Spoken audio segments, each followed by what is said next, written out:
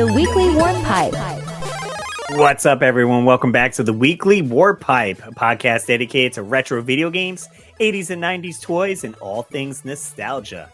Now, this week, we're going to dive into the Warp Pipe and go back and take a look at some retro games having to do with water, because it's summertime. That's right. What's up, Jay? Oh, not much. Just rocking the old USA Speedo shirt. Nice. I got some Rocket Pops on mine. I see that. Those are sick. So happy 4th of July, everyone, I guess. Yeah, it comes out. It's a little bit before the 4th, but pretty close, right? Yeah. What was it? It would be the 1st, I guess. Yeah. What is the date? I think it's the 1st. Yeah. Yeah. Very cool. Are you seeing fireworks? Do you guys have fireworks? So I'll be in Ohio, where my wife lives, and they have like this baseball field and this like reservoir area, and they shoot fireworks over the reservoir. It's pretty fun. You take like a big blanket out, some snacks, the kids run around in this like huge grassy area. It's a lot of fun, actually. Nice. Yeah, it sounds like a good time. I'm by Long Island Sound. It's not the ocean, but hey, it's still water. Right. But it's a huge, huge party. We do the fireworks on the 3rd of July. Okay. But it's pretty much the beach line, like the entire way, like West Haven line has parties, hangs up, and just a certain area they block off where they shoot off the fireworks. Mm-hmm. We're a little bit from the beach. We're near the boardwalk. We necessarily can't see them from our condo. Okay. So, but we can, take the baby stroller and go get a spot and Sick. check it out. Sweet. So we're doing that, and then I'm actually hanging out on the 4th with my buddy Ganny Man. And I get a kick out of that name, Ganny Man. Shout out to Ganny Man.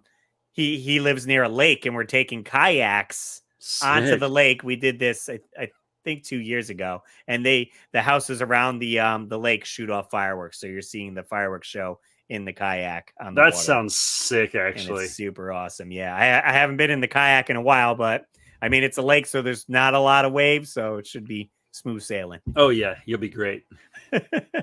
So, yeah, excited for that. Excited for hamburgers and hot dogs. Yeah. I definitely love me some cookouts. Me too. I would say I like the macaroni salad, but yeah, I do not like eggs. Yeah, I don't either. Most people put eggs in that or in the potato salad, and I'm like, no. I just don't. Like I do eat scrambled eggs. Okay. I can, for whatever reason, if you give it to me like in breakfast format, it's just like milk. I think milk's disgusting, but you put it in cereal and I'm okay with it. So, but when I see people drink like a glass of milk, that is like the grossest thing ever to me. What if it's chocolate milk? Like straight milk? The color definitely makes a difference. All right. Some solid glass of white. It's not for me. Okay. Anyway, I don't know where I was going with that, but something with eggs, like you only eat scrambled eggs, and Anyway, so I guess what I was going to say was I just think deviled eggs are disgusting. Oh, okay. That's I know they split it, and then what do they put, like a little seasoning or something, like some paprika or something on top, Yeah. maybe? Yeah, I don't know. For me. So, disgusting. Hopefully, you guys will hit up some cool barbecues and eat some good food and see some sweet fireworks. Yeah. I'll probably be playing some patriotic games like Jackal on NES, maybe Rambo. There you go. Those are both really good choices. I like those. Yeah, I'll try to get a cool stream going with that. But on this topic of podcasting here, we're going to talk about some water levels, some that suck and some that are fun. Yeah, There's absolutely. Plenty of variety. David Apuzzo gave us a suggestion because he had seen AVGN Cinemassacre had just put out a video with discussing water levels, and I was like, that's a pretty appropriate topic. So hey, let's jump on the boat wagon. How about the boat? Jump on the boat. Jump on the boat wagon. The boat wagon. I'm sure you can make a boat wagon if you're playing Tears of the Kingdom. We're gonna need a bigger boat. So first on the list, of course, we got to mention Teenage Mutant Ninja Turtles on NES, the water dam level. As I like to call it, the damn level. The damn level. This is definitely hold on. Can I say something real quick? Okay. I noticed, I've said that forever, right? And I noticed that James said that in his video the other day. And I was like, I thought all these years that I was clever, but I guess it's just pretty obvious. It's an obvious choice to go to the damn level. Because he said it in the video, and I was like, because it's so annoying. So you're like, damn, it's a damn. Yeah. So anyway, but I sorry to totally cut you off, but I just remembered that he said it, and I was like, all these years I thought I was so clever, and clearly just an obvious choice. Nope. Joke. So you jump off the dam. That's how the level starts. You're on top of the dam. Yep. You jump off, and then you're into the water. And it starts off. You have 2 minutes 19 seconds on the clock to make your way through the water, and you need to defuse a certain number of bombs that are hidden, all while avoiding these, like, I guess, electric traps, I would say. Yeah. There's like two I don't know what they would be, batteries or something, and an electric charge goes through them. So you got to dodge that. And then what is it, like electric kelp? It's like electric seaweed or something. Yeah. I don't know exactly. Everything's electric. It's hot pink. And there's this one section that's really specific. And I've done it one time where I've got through it where I think I only got hit once. But if you can get through that without getting hit at all, you're a mastermind. You're a Mega Dan 29 level. There we go. And like I said, so the stress is on because you got the clock going. Yeah. And so you have to kind of move fast. You can't go slow. And, the music's kind of intense. Yes. And then you're trying to avoid this electric seaweed. And you're also when you, unless you play it a lot, it's so a few of the things are tricky to find because some are up, some are down. Are you taking the right path? Did you get all the way to the end and miss one? Right. And if you do miss one, are you penalized? I don't even know. Yeah. If you miss one of the bombs and then you see the last one, you get it. The timer's still going, and you're like, I missed one. Now you have to backtrack, lose more health. So you kind of have to remember because there are branching paths essentially, and it's like, oh, do I go up or do I go right? Yeah, because maybe you need to go up, get the one on the left, and then continue right. So you basically have to remember where they are. It takes a few tries, and then you end up sometimes killing 2 or 3 of your turtles. So now you're past that level, and you're like, oh, well, now I got like one turtle with low health, and you're stuck with Raphael, and you're screwed. Right. So I'll say 2 things about this.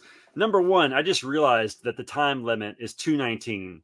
So who came up with such a random time? Like, not 2 minutes. Yeah, not 2 minutes. 2.5. Not 2 minutes 30 seconds, or even 2:15, but 2:19. It must have been like some just enough time to get it. I don't know exactly. The other thing I want to say is that I got this game for Christmas of 1991, I believe.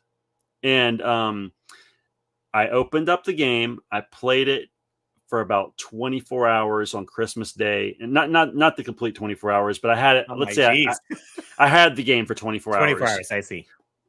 And the next day, I walked up to my sister who bought it for me. It was a Christmas present from her, and I said, "Robin, I really don't like this game because I could not get past the dam level." Wow. Okay. And I said, "Can we take it back?" I said, "I'm sorry to hurt your feelings." I was like 11 years old or something. Yeah. And she's like, "No, that's fine." So we took it back to Sears. But here's what gets me. Instead of buying a game like Contra or Punch Out, I could have had anything. Right. Literally, I got rollerblades. Like, not the game. He got physical. Like, I got physical, green and purple and black Veriflex rollerblades, which in hindsight wasn't a bad choice because I got to play street hockey in them. Okay. But sometimes I just wonder, why didn't I just pick a good game like Contra or something? Well, now, did you know Contra was a good game? Like, you played? Oh yeah, I'd played it at that point for sure. I knew, I could have picked anything: Kung Fu, Excitebike, Contra. Right, right. Turtles 2 might have been out at that point. I don't know. Who knows? But anyway, that level alone made me take a game back to Sears. There we go. So yeah, definitely frustrating. So stick with it. Something less frustrating, and another Turtles game we love to mention would be Teenage Mutant Ninja Turtles in Time, the sewer surfing level. Yeah. You guys remember you hit the little spike that like came with your sewer play set, and he would go, "My toe, my toe." It was so hard to dodge those. And I found it fascinating that you can jump and do your jump kick, and your surfboard just follows you. It just knows where you're going to land. There's no way you can fall off the surfboard. Yeah, that's got to be the hardest maneuver ever to pull off. And it's interesting that they chose, I guess surfing to them made more sense, where I feel like I saw them skateboard more in the sewer. You would Right? think that they had like some cheapskates or something they're riding around, right? But they went with surfboards. I don't know. I guess they had to defeat the Rat King, and they used that little Rat King vehicle that has like the electric eels on the front as that boss. And they do have the pizza monsters that are hiding under the water, which look a striking resemblance to the alien in Aliens, the xenomorph. Yep, it's just yellow. Yep. Yeah, they're jumping out of the sewer. That'd be one nasty, cheesy yellow pizza monster. I mean, I get what I didn't even know the backstory of it. Is it like the ooze got into some pizza that was in the sewer? I don't know that they ever even explained it, Russ. Probably if they did, didn't. It's beyond me. But nevertheless, it was a fun level. You got, rocking music, and you're just surfing around, kicking some butt. And there is now, I can't remember if it's in Turtles in Time or if it's I think in Hyperstone Heist, you're surfing on the ocean towards the pirate ship. I will say, I think I remember that. And it's very similar gameplay where, again, you're on the surfboard, and wherever you jump, it stays under there. But they also have other like foot soldiers and stuff that come out. Different color foot soldiers are also on the surfboards and stuff. So, they obviously wanted to mimic what was happening in Turtles in Time. And, they did the same in Hyperstone Heist.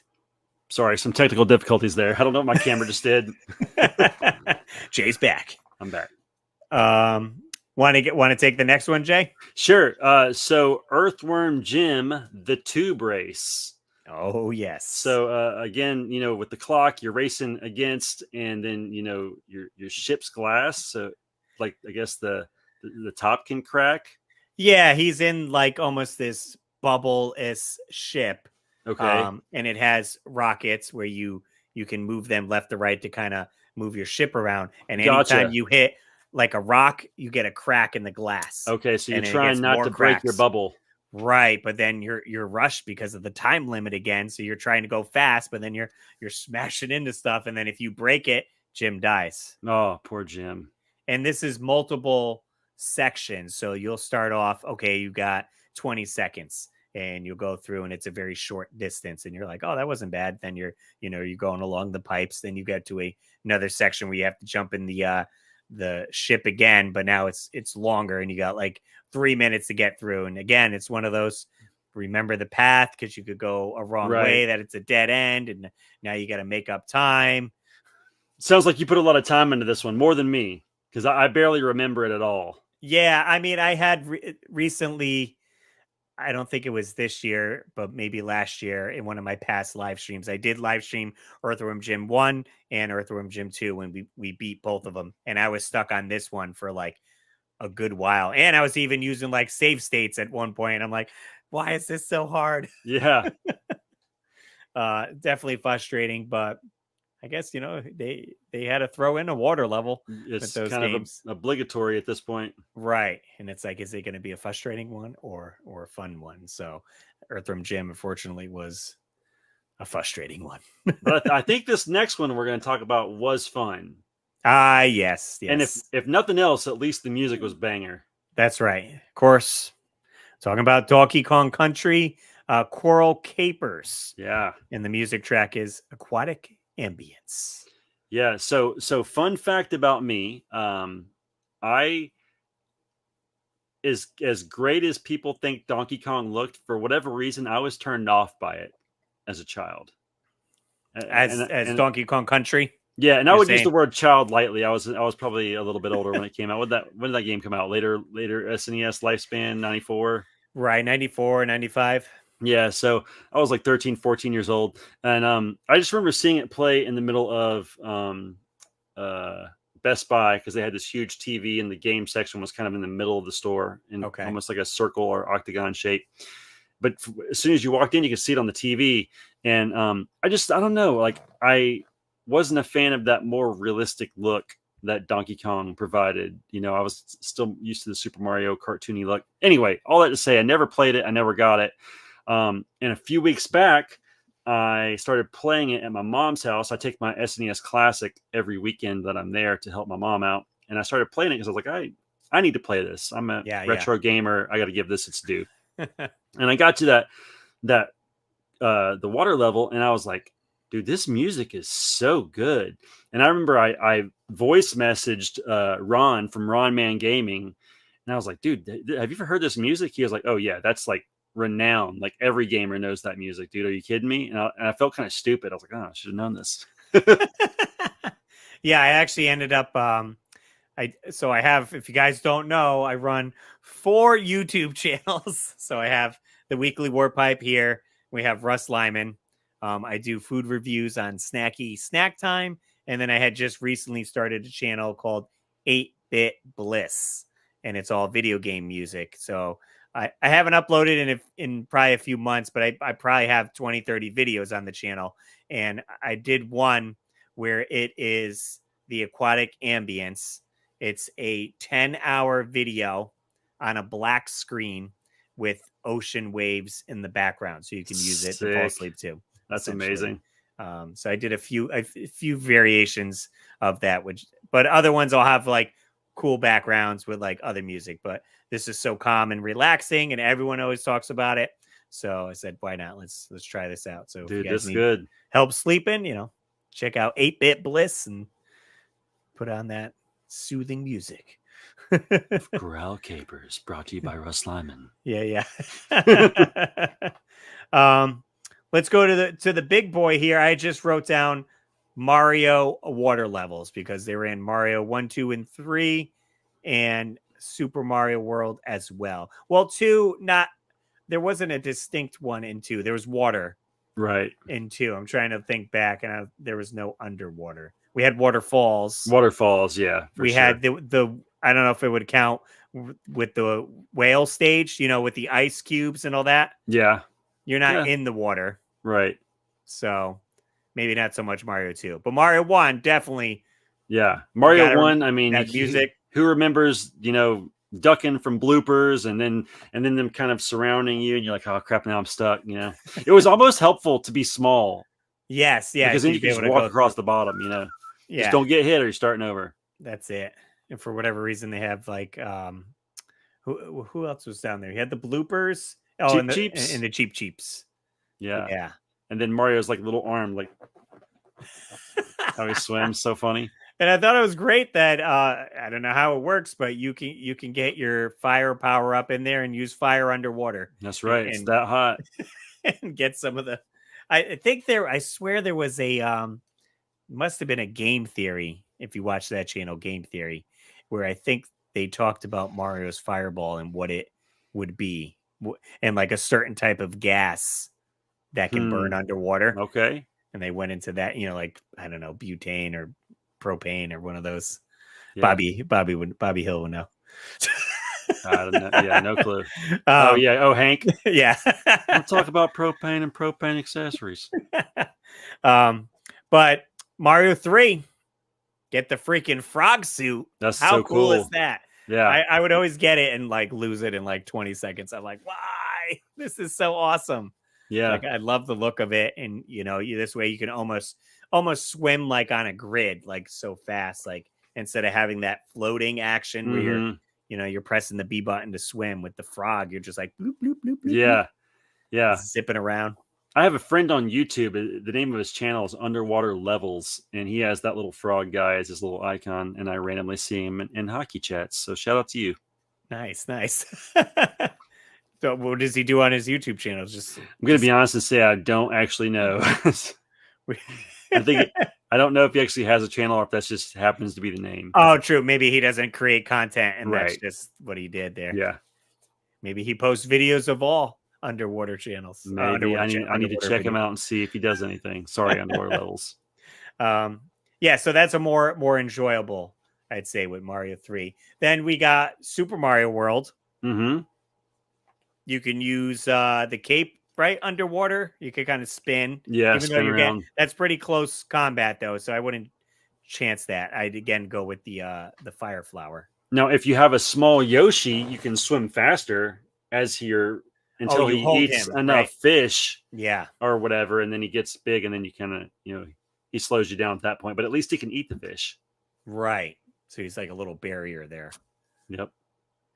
Yeah, I did enjoy how they had made some of the levels where it would go like underwater. You're kind of going, and then there'd be spots where you can jump up and then traverse the level higher and find secrets up there, and then go back underwater. Right. Yeah, those were cool. And then there were some where the water actually rose and fall, and like that big mouth bass would try to eat you. I don't remember his name. Yeah. And you'd have to you try to get out of every now and again you'd fall in the water. Or no, Big Bertha. Yeah, he does it. So sometimes you could fall in the water and he'd straight up eat you. Yeah. Kind of like Jonah and the whale, just swallow you whole. Certainly fun. Yeah, definitely remember playing those levels and not being as frustrated as the Ninja Turtles. Yeah, absolutely. And next is a level that I find extremely challenging, and we're switching platforms here. We're going to the Sega Genesis for Sonic the Hedgehog: The Labyrinth Zone. That's right. Yep. I mean, if you know Sonic and you know water levels, you're running out of oxygen. Everyone knows that. Yeah. And then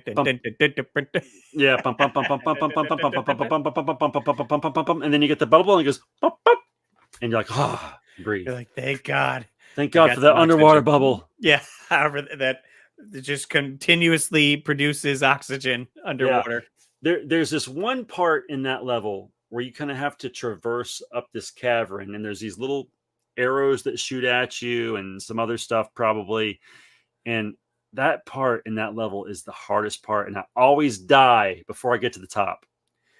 Oh yeah, you know what I'm talking about? Yeah, I believe so. What stands out more to me is the moving platforms that are like, moving. You're basically running. This might be a different part of the stage, or like stage 2-2 or whatever. Right. But you're going fast, and then all of a sudden you're in water, and then the water's rising up, and you have these moving platforms that you need to traverse up before you run out of oxygen. Gotcha. Or get smashed up against the wall, right. Squished in the screen. And it's certainly, I mean, having a water level in Sonic, you want to go fast, and you just can't, because you need oxygen. You don't want to fall into the water. Yeah. Sonic 1's a weird game though, because like there's only a couple levels where you can actually go kind of fast. So I think the one I was talking about was in Sonic 2, because I remember Tails kind of floating around. Yeah, he doesn't really need oxygen, I guess. Yeah, Labyrinth Zone's kind of in one. Right. And there's just one cavern that I mentioned already. I just remember that being so hard. Well, and again, to go back to Sonic 1, you had to find like certain switches to like open up whatever paths. And I'd love the section like where it would have like the water would flow fast and he'd be like hanging on. Yeah. And then that was always cool. Yeah, they go and he's like, They definitely did some sweet stuff like that, when Sonic's tapping his foot when you put the controller down. Oh, right. Yeah. The little animations like that. So, but yeah, those were cool. Definitely a memorable one. Let's see. Well, we got a few more here, but we actually we asked you guys as well with some favorite water levels were from you, so we can hear from you guys. What did you say? What did you say? Springfield, let's hear from you.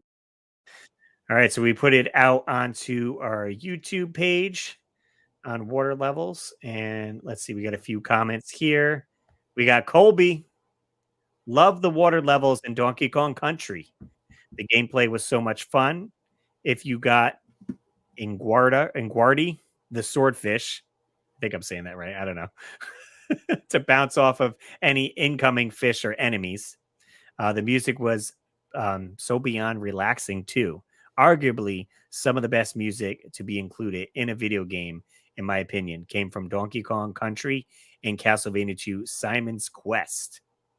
Also, thanks again for the big assist helping me out with what I needed to fix / repair my Super Mario Brothers 3 watch, Russ. Nice. Yeah, he had gotten one of the digital watches that have the game. Yeah.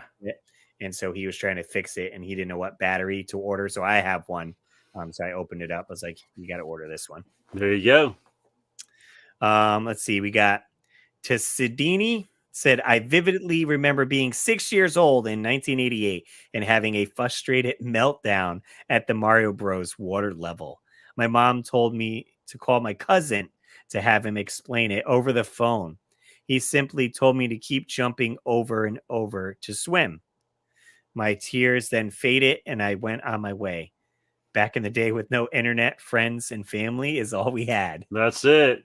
Yes, I guess he was. I didn't even think of that. Like the controls, like once you got into the water level, Mario sank to the bottom, like you were saying. Right. Like, how do I swim? Like, maybe you didn't even think you could swim. Like, okay.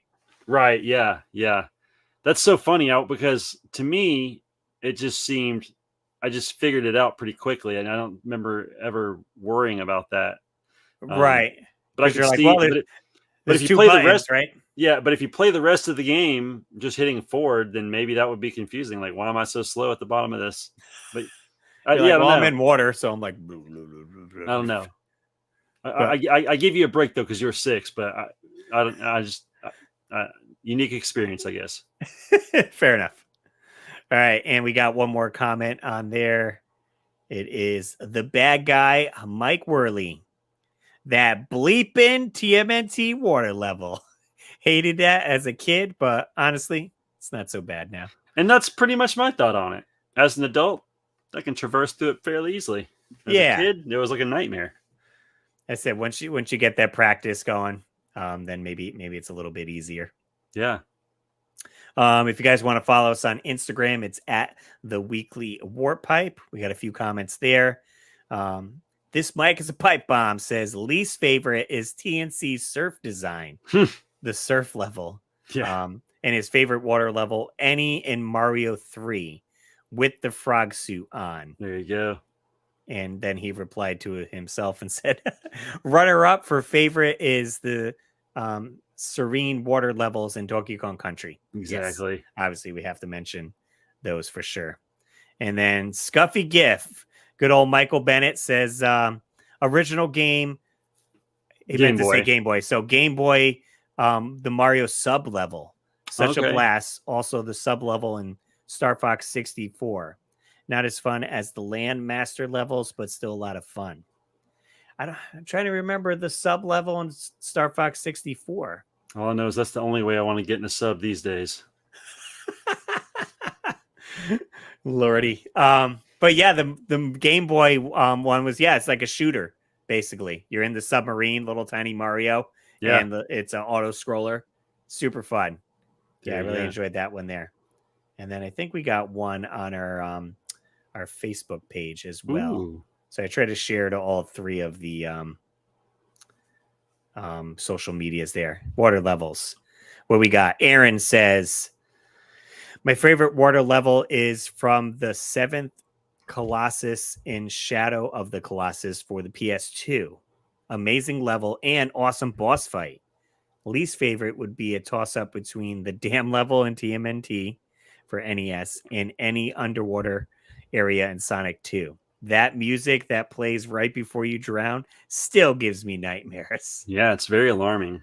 As I said, it adds to that anxiety, essentially, because it's letting you know, like, this is how much time you have without having I don't think a timer comes up, right? No, I don't think so. 9, but it's the music's going faster, and you're like, where is that bubble? I need the bubble to get air. Or is there a timer? I can't remember now. Yeah. It's hard to remember. I feel like it's just audio cues. Yeah. There may be a timer. Who knows? I haven't played Sonic 2 in quite some time. Yeah, neither. We did have a phone call as well. Woohoo! Noah gave us a phone call. He has plenty of topic suggestions. So get your pen ready. And if you guys want to call in with topic suggestions, we would certainly appreciate it. Yeah, it's helpful. The phone number is 949-682-9277. You can even text message if you don't want to like leave a voicemail. But yeah, we'll end up reading it on the show and it'll be a good time. All right, let's see what he has to say. I keep dreaming about my dream phone. It's for you. Hey, Russ and Jay. Noah here, also known as Casball. I'm calling with like 20 or 30 ideas for videos. I found my notebook when me and Paul used to spitball ideas. So I'm just going to throw all these out for you. You've probably done some of them before, but I'm just going to throw them out there. So a cool thing I always like to see is like every week you could do like Today in Gaming or This Week in Gaming. Like in the past, you know, like 1993, this came out or that came out. You can do that for movies, comics, toys, really anything. You could talk about specific gaming crossovers with toys, whether the game came first, like a Metal Gear Solid, or the game was created from the cartoon, stuff like that, like Teenage Mutant Ninja Turtles. You could talk about cool peripherals, like the Typing of the Dead keyboard, or like the maracas for the one game in the Dreamcast. You can talk about favorite games of each system, like you can do a lot of them, worst games of each system, hardest game, longest game, highlight only certain genres for the week, whether it's shmups, JRPGs, action RPGs, platformers, etc., etc. Yeah. You could talk about your favorite controllers. You could talk about just like a range of consoles for controllers, the specific console for that week. Try and split it up, milk it out, you know what I'm saying? Right. Gaming memories of certain age ranges. Handheld gaming memories, like using the Game Gear with the little TV tuner in the car. Oh, yeah. Selling off and recollecting stuff as you get older. Reactions to new stuff in gaming. Emulation software, hardware, all these little handhelds coming out. Anything like that. Tons of those. You could talk about how people used to view gamers, like maybe they thought we were nerds or kind of weird, but now it's like mainstream. You could talk about a prolific series, especially if it's like a new game is coming out, like Diablo, Street Fighter, Armored Core. Mortal Kombat. You could talk about like breaking consoles when you grow up, like tripping over wires or throwing controllers, or your friends I used to bite my controller shit up, having to get them repaired at the shop, sending them in, you know, like a PlayStation sending it in to get repaired. PC versus console growing up. We've got like favorite game cases, you know, best looking console. Games that haven't aged the best, or games that haven't aged very well. What console would make the best home defense weapon? That's amazing. Soldering or modding consoles. Your experience at game stores, working there, or just visiting them. Talk about the best arcade games. You could split that one up a lot, like your favorite light gun games, racers, beat 'em ups, fighting games, blah blah blah. Best-selling games of all time. He did get cut. He calls back and just sums it up quickly there. So we'll get the second one here. Hey, Russ, no again. I guess I left so many suggestions that we've timed out, so I'm done for now. I just wanted to say that I enjoy the channel, enjoy the videos, and I hope you keep rocking out. Thanks, man. Those are some great suggestions. Yes. Noah, thank you so much. That's probably good for the year for us. Yeah, right? I know. We don't have to plan anything now between now and December. I do like how he said, you can essentially, if we have a niche topic where we can break it down. So we're like, best memories with the NES. And then next week it's like Game Boy, then Sega, then Super Nintendo. So you can get 5 or 6 topics out of that. You're right. Milk it good. Yeah. So, I mean, I'll say I have the message saved. So I'll go back and make like a spreadsheet and put those topics into our sheet there. So we can call back and, do that there. But yeah, much appreciated. Absolutely. For that. That's going to save us a lot of thinking in the future. That's what I was hoping. Like, we've been doing the podcast for over a year. I've certainly seen a lot new people picking it up. So maybe they missed a lot of the earlier episodes where we might have covered that, but essentially we could always kind of re-up it, redo it again, because we could have different opinions, new outlook on it. Yep. And I said it's tough doing, since it's a retro podcast, stuff in the past. So like new stuff isn't coming out. So you could almost hit a wall of how many topics you can cover. Almost like how many times can we talk about the top 10 favorite NES games we like? You got to get different ways to spin it, essentially. Some of those things he mentioned would be challenging for me just because I don't play a ton of modern stuff. Like I don't think I've ever played a Diablo game ever. Right. So But he's saying like new games. So like the new Mario Wonder is coming out. So maybe we can, talk about leading up to that. Here's the Mario games on Wii that were similar to what Mario Wonder is coming out. Yeah. My friend Ron Man just put a video out about Mario Wonder. He's got some reservations, if you will, about that game. Oh yeah. He's not sure he's gonna like it. Fair enough. Well, he can play the Peach game then. There you go. Peaches. Fantastic. So yeah, much appreciated calling in. Let's see. Oh, and then I want to do again, we've been doing these comment shout outs as well. If you guys watch our videos on YouTube and leave a comment, I'd like to highlight a few. We do read a lot of the comments from the when I post the topic suggestion, but then if you watch the video. So who do we got here? CME2Fly. Ooh. He says, can we start getting interviews with guest co-host? You can let your audience know ahead of time and gather questions or topics. We did have guests early on the podcast. Mm-hmm. We had Retro Rick was on. David Apuzzo was on. We had Blips and Pips. Was your on. Buddy with the Castlevania stuff. Mike Levy was on. Yep. So that's 4 guests. So we had him in the past. Some people didn't like it. Yeah. But we could certainly, try it again. I tried to get like certain people that had a better knowledge in the topic that were going on there. But yeah, we could get other YouTubers. I don't know if we'll be able to get like celebrities, like so to say, or whatever, like composers or we have stuff you like that. We have me. I was on MTV. That's right. But yeah, maybe we could start doing the thing with the guest is we do record these episodes Wednesday nights, right, at like 10 p.m. or 10-ish. 10:30, yeah, like late, and it's through StreamYard. So whether the guest can stay up that late and jump on, then it depends on that, right? Essentially. But and if I'm being completely honest, sometimes it affects the flow a little bit too. Like I feel like at this point, Russ and I have gotten used to when to talk and when not to talk. And sometimes when you add a third person to the mix, it makes that more challenging.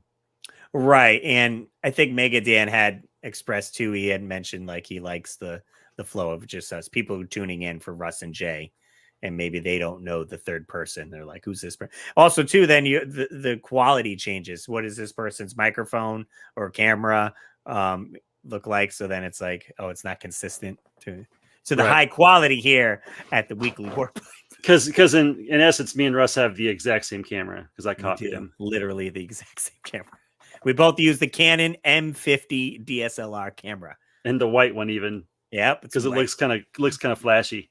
Yeah, I even put a little white wind guard on my microphone so it matches the camera. Yeah, Russ was nice enough to send me a really cool mic for the top of mine when I got my camera. A little thank you message for just being friends. So thoughtful. Thanks, Russ. Yeah. Hey, no problem. All right, we got a few more on this water levels list here. I'm excited for this next one here. Me too. Fun game. I just put BioShock, the whole game. The whole dang game. You can technically put BioShock 1 and BioShock 2, the whole game. That's true. Water level. Jay was talking about maybe going back and playing BioShock Infinite. Yes. Which takes place in the sky, completely different. But we're talking about BioShock taking place in Rapture, under the water. Yeah, so the cool thing about Rapture is like it's this city built under the sea, and like it's like almost, I guess, in like a self-contained bubble. But in parts of the game, you can see like where like, some of the cracks are giving way and there's water pouring in. And so you might walk through like a tube that connects 2 portions and there's like water trickling down. It just gives it like this really cool vibe. Yeah. And like I said, last episode we had discussed I only very recently played the game. I'm not positive when the game came out. What did it come out like? Early 2000s. Yeah, like maybe 2003, 4, PS3 and Xbox 360 and of course PC. But I played it when it came out on the PS4, and you can get it now on the Switch. So I was very late to the BioShock world.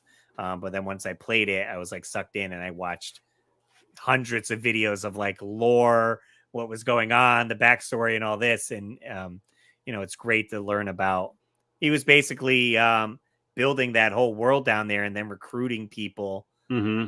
And it would almost be like their own government. So people Right. wanted to do experiments, which they couldn't do on the land. It's like, all right, well, if you come to my underwater world, there's no law against that or whatever. So there was water world and there was underwater world.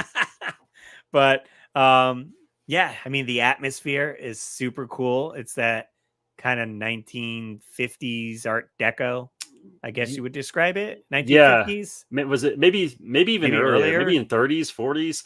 I don't know, but it has like, you hear this music too, and it's kind of like, it just sounds like it would be like on one of those old record players with like the big, like almost like conch shell looking speaker. Right. Like, and it's like, I don't know, it's very eerie, but very cool.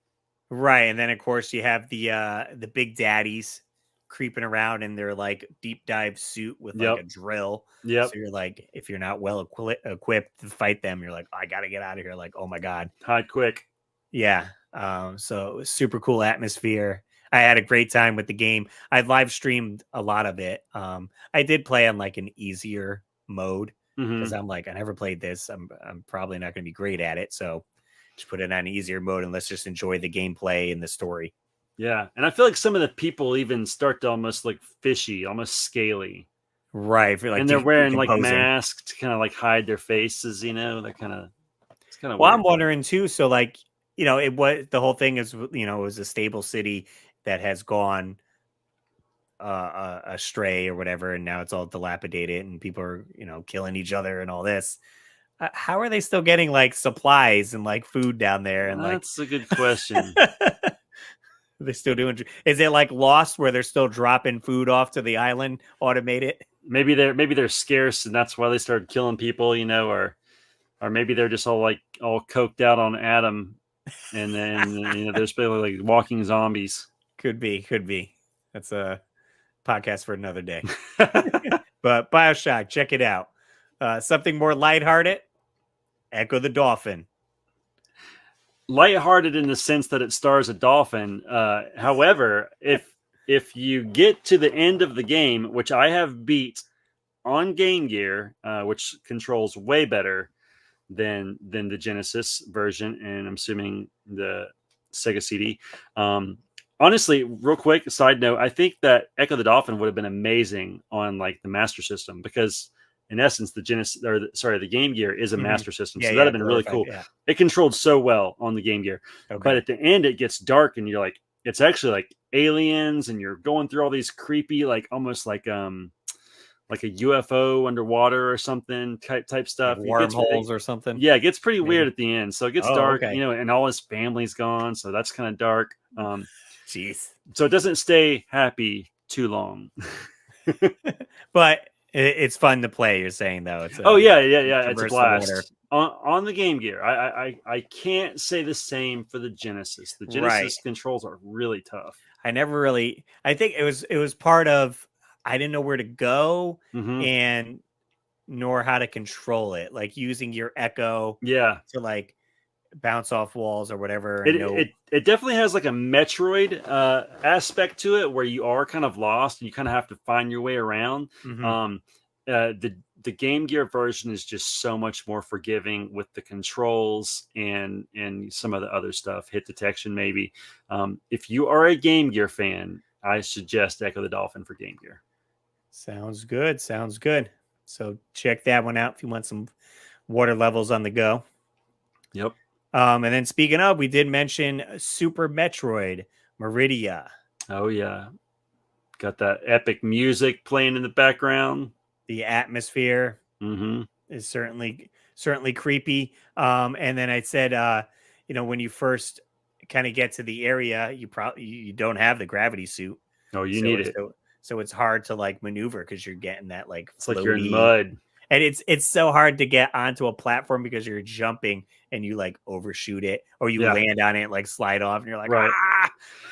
The other thing that's cool is how you get to Meridia is really cool. Oh, right. Like because you're going through that tube, like traversing the world and you're like, well, this is kind of interesting. Like I could see a little bit more, but Right. what's going on. And then I guess what you use like a power bomb to explode it. You And get then the realize, power bombs, and then it cracks. So if I'm not mistaken, if you watch the intro to that game, like if you put it in your Super NES and let it play out, it gives you a hint to do that. Oh, so it like the gameplay it shows that. I think so. If I'm not I could be wrong. If I'm wrong, let me know in the comments. But I think it gives you a little clue if you happen to watch that beginning. Nice, and that's almost could be like a topic, like what secrets do the gameplay show if you let it sit? Yeah, it's like, oh, okay, I didn't know I could do that. Like that's well, it's like I think in Mario 3 it shows him dropping down through the white box at the beginning. Oh, okay, and you're like, how do we do that? Oh, if I crouch, yeah, then I can J go behind. Dad jokes. I can see a T-shirt in the future of that. Nice. Yeah. Super Metroid. Super cool. Definitely a fun water level. I'd mark that as a little frustrating at first, but hey, once you get the gravity suit, then you're zipping all around and wreaking havoc for sure. That's right. Mega Man X. This is octopus. I'm going to lose my part of my gamer credibility here, but I haven't played much of Mega Man X. Just like Donkey Kong, I haven't played it that much. Yeah, I definitely played the crap out of Mega Man X. Not so much 2 or 3. I think I didn't even know they existed. I think back when they came out, or I had moved on to like N64 or whatever, and I didn't get any new Super Nintendo games. But on Mega Man X for sure, traversing this, I find it pretty cool. You can do if you have the dash, you dash and jump, and you can like go the whole screen or whatever, because now you're like floating. Oh wow. Because you could jump higher because you're in the water, but they kind of combat in that with adding in some sections like spikes on the ceiling. Okay, so you don't want to jump too high. You're gonna right, because then you're gonna hit the spike and die. Impale yourself. But if you're good enough in the controls, you can dash, jump, just kind of get across these gaps and stuff. Nice. And then fighting the launch octopus. You're in water, so again, it's tricky fighting them. Yeah, the zero gravity. Trying to think how it went. I remember, I think if you beat that stage and then go back to it, the water isn't there. Okay. I know they have, jogging my memory, I know they have like, if you beat a certain level, it affects another level in the game. Okay. Because I think either you could go through the water level again and it doesn't have water, or the water goes and drains somewhere else and affects that. Yeah. I forgot. Okay. But yeah, definitely rememberable. I don't know if there's any water games in Mega Man X2 and 3. Right. I don't either. I've never played any of them. I actually do have a copy of the first. So that even makes me more of a loser because I own it and haven't played it. And it's on the classic. And I have a classic, yeah. Which I did start to play it a few months ago and kind of was messing with it. I need to just sit down when I'm at mom's and make it a priority to get through that. That's a classic. Nice. Yeah. And what we got one more you want to mention? I just wanted to mention one of the later levels of Battletoads is all in the water. And it's pretty tough, but once you get the hang of it, it's very fun. And you're kind of traversing through this water, and there's these sharks that can get you, and like these little eels. But once you get it down, I think that is one of the funnest levels in that entire game. I want to say I never. It's pretty far. It's pretty far into the game. So I like to pat myself on the shoulder here. Battletoads is a game I have beaten after 5 months of practice. But that level was always one I looked forward to. That level was not like a. This it here, Surf City. No, not Surf City. That's actually one you're kind of skipping along the top of the water there. That one's pretty fun too. That's like the 4th or 5th level there. Oh, okay. This one you're swimming the entire level. If you can find it, that's it right there with little pink spikes. Water hazard. Yeah. Part 4. So this is probably showing how to jump over that after that shark comes and gets you. Here, I'll skip a little bit ahead here. And there's also one where there's some ducks floating in the water. Die. Yeah, very specific controls. You have to just know when to hit, and there's like snakes and spikes to dodge. Yeah, so of course spikes on the ceiling. Punch those little. Oh, that was weird how he did that. I just always punched it. But yeah, this level is. Oh, go ahead. Oh, so does it giving you like some TMNT? That's what I said. Yeah, instead of having the electricity, it's like spikes everywhere. I don't know why he's not just hitting them, because you can attack them.